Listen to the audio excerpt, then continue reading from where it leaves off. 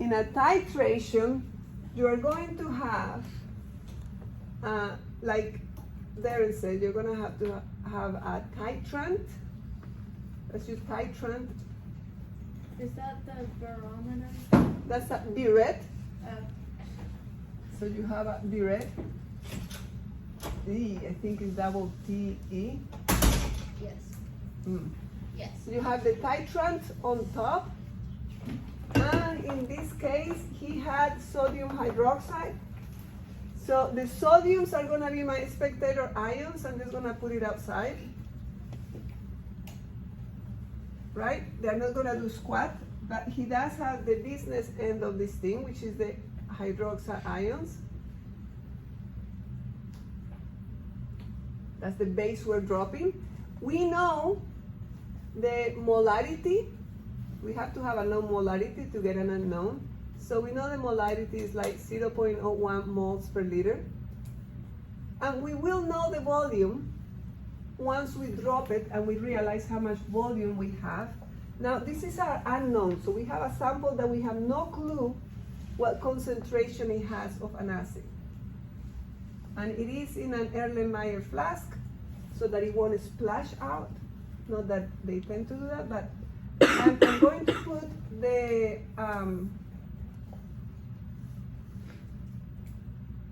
just like on the other one, I'm going to draw the H's. And this, it's H pluses. And I guess we can draw the Cl minuses, although the Cl's will do nothing. We should draw them outside too. You can draw them or not draw them. It doesn't. The Cl minuses are a spectator. Who cares about them? Now you are going to have a water line, obviously. So you do know the volume. You know the volume of this acid. Let's say it's 100 milliliters. But what we don't know is the concentration. We have no clue, and that's what we want to know. So we know. Sorry, what's the volume of the tritron? Well, I'll tell you what it is as soon as we find out based on what we drop, right? So let's see. At the beginning, and we have a formula for titrations. It's going to be the same boom boom formula. So this is going to make life really easy. The volume of the base times the molarity of the base is going to be equal to the volume of the acid times the molarity of the acid. Why? Because when the volume times molarity is the number of moles. When the number of moles of the base, every OH of the base is equal to every H in my acid, the number of moles of the acid. So for every H I have an OH. If I neutralize them all, then they must have the exact same molarity at that point, right? They must have the exact same. So I should be able to find the molarity if I do that. When the number of moles are equal, this equation will work. Now, so we drop the first OH.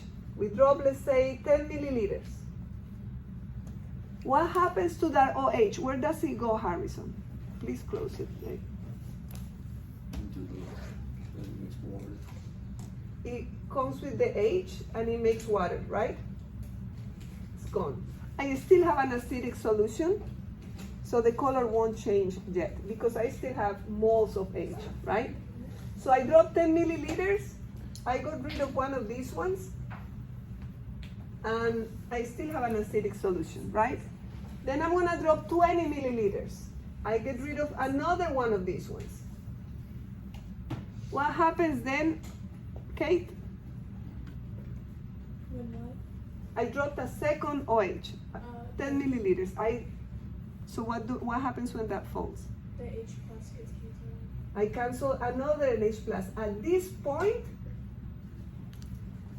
the same amount of moles of base are equal to the same amount of moles of acid. I have reached my equivalence point, right? I have reached my equivalence point. So is that 20 milliliters? Because I neutralized my solution. There is no longer an acid or a base in this water, right? I neutralized it. So I know that I've canceled out the same amount. I know the amount that I dropped, and it must be equal to the amount that I canceled. Oh, so 20 Right. milliliters is your answer? 20 milliliters is how much I dropped. So if you do this equation, you say, hey, the volume was 20 milliliters that I dropped, times the molarity of the base, 0.01 mole per liter, is gonna be equal to the volume of the acid. We had 100 milliliters. I actually poured myself the acid in there, so I know how much I had, times the molarity of the acid. And you can solve for the molarity of the acid, right? Because you are saying the number of moles of one, when every one of these one is equal to one of those, the solution will go to the equivalence point. I will have nothing. What will be the pH of that solution, Emma?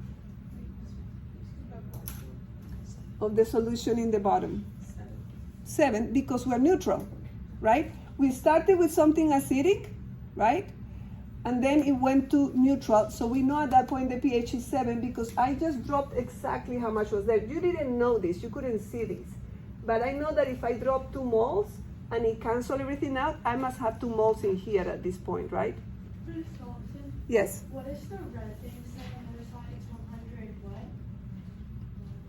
Milliliters. Times Yes. what? Moles. So we're going the volume of the acid, molarity of the acid, right? Volume of the base, molarity of the base, right?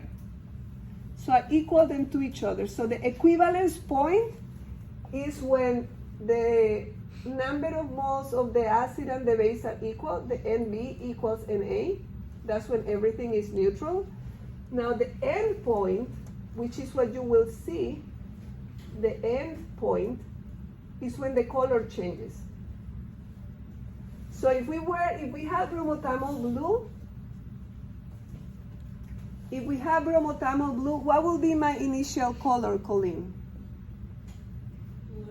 When this was acidic, what color was that? Yellow.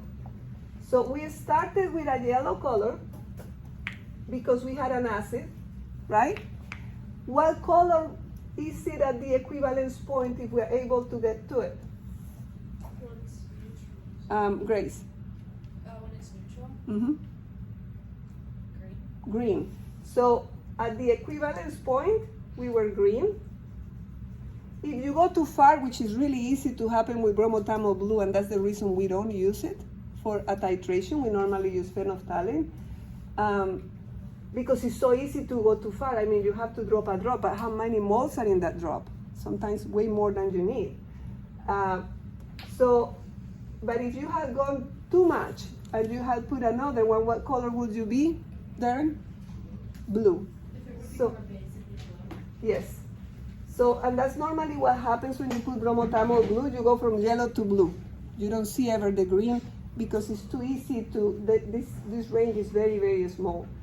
But we knew we were at the equivalence point because the yellow turned into another color. And we want these two to be the same, but sometimes they're not. So will you be given 3 of the 4 things needed in the equation? Like, will you be given them? So you know the volume, yes, because you know the volume that you poured. You can measure that volume. You know the concentration of that because you literally were given a known concentration. So you're given a bottle of something that you say, hey, that's 0.1 molar. But how do you calculate when it's neutral if the color doesn't change? No, we have to depend on the color changing. I thought you said the equivalence point and the end point are different. Yes, so the equivalence point is when they are equal, right? But how do you know that? We have to assume that it is the end point because there's all we can see. Assume that they're the It's same the, thing. yeah, we have to assume, but they don't have to be because many times you may go a little bit too far or too little, but we have to assume. So this is not gonna, if you wanna know with precision your pH, you use a pH meter, right? You cannot get this for something extremely precise. But does that make sense? How this works?